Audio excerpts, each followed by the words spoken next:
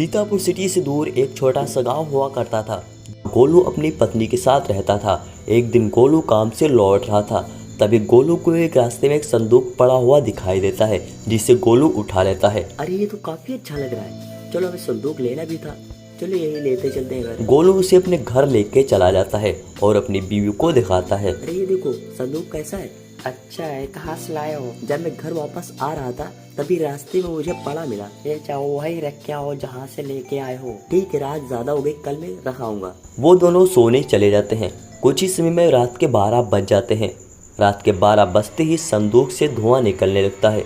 फिर एकदम से एक खूंखार चुड़ैल सामने आ जाती है। तभी गोलू की आंख खुल जाती है। अरे संदूक नीचे कैसे गिर गया? मैंने तो इसे यहाँ पे रखा था, हो सकता है हवा की वजह से हो। गोलू फिर से सो जाता है। कुछ ही समय में सुबह हो जाती है। गोलू काम के लिए निकल जाता है। उसकी बीवी घर पर अकेली बसती है, वो भी अपने काम से चली जाती है। तभी संदूक से धुआं निकलने लगता है। ये धुआं कहाँ से आ रहा है?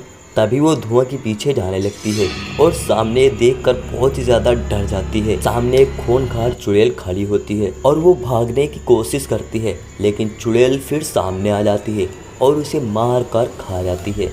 चुड़ैल वहाँ से गायब हो जाती है। कुछ ही देर बाद गोलू घर आ जाता है और अपनी बीवी की इस हालत को देखकर बहुत ही ज्यादा डर जाता है। ये कैसे हो गया? मैं क्या करूँगा? गोलू वहीं पर बैठकर रो रहा था।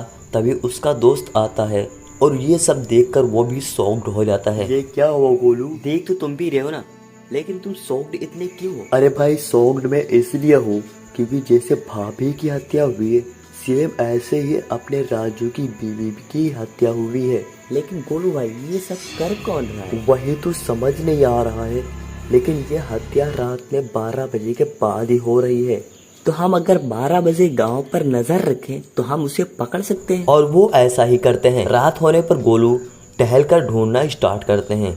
भोलू दूसरी तरफ जाता है और 12 बज जाते हैं, लेकिन अभी तक कोई नजर नहीं आता है। अरे 12:45 हो गया, अभी तक तो कोई नहीं दिखा। तभी एकदम से एक चीख सुनाई देती है। गोलू भोलू वही चीख की जगह पर पहुंच जाते हैं और वो नज़ारा देखते हैं। देखकर पसीने छूट जाते हैं। सामने एक चुड़ैल किसी औरत को मारकर खा रही थी। अरे यार भोलू, ये तो चुड़ैल है, सबको मार रही है। अरे यार इसे हम कुछ कर भी नहीं सकते। गोलू एक बॉक्स देखता है। वो वही बॉक्स होता है जो गोलू उठाकर लाया था।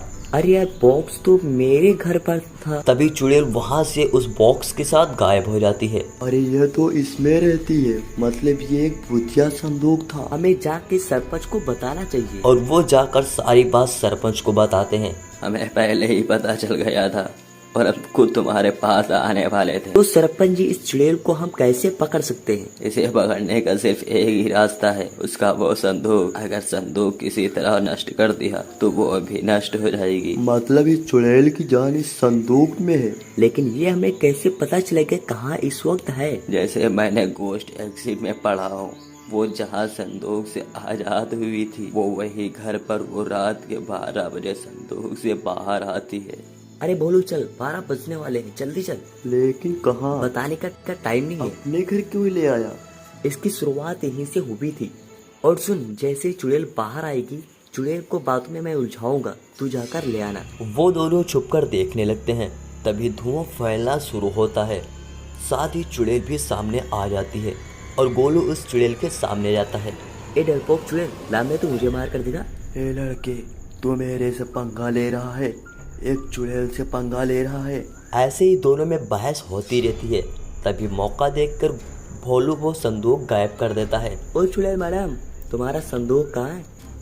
ए मेरा संदूक कहाँ है? ए लड़के अच्छा नहीं क्या, मार दूंगी तुझे। बाहर लाकर संदूक को जला देता है और एकदम से चुड़ैल जलने लगती है। इस तरीके से उस संदूक से वो लोग छुटकारा पा जाते हैं और ये कहानी यहीं पर खत्म होती है।